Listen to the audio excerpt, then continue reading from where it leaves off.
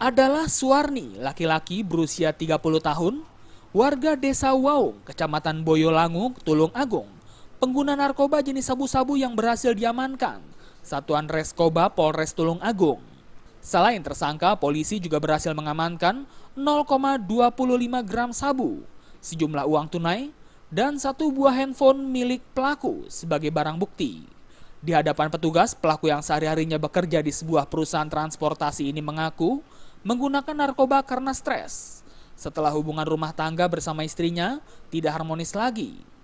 Pelaku mendapatkan barang haram ini dari salah satu teman pelaku yang kini menjadi buron petugas.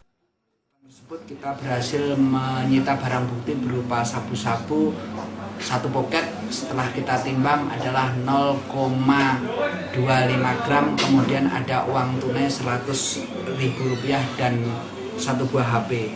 Ini dia mendapatkan dari seseorang dengan inisial A. Saat ini anggota sudah di lapangan untuk mengembangkan kasus tersebut. Akibat perbuatannya, pelaku dapat dijerat dengan pasal 112 ayat 1 Undang-Undang RI nomor 35 tahun 2009 tentang narkotika dengan ancaman hukuman maksimal 10 tahun penjara. Dari Tulung Agung, Jawa Timur, Hoirul Abadi melaporkan.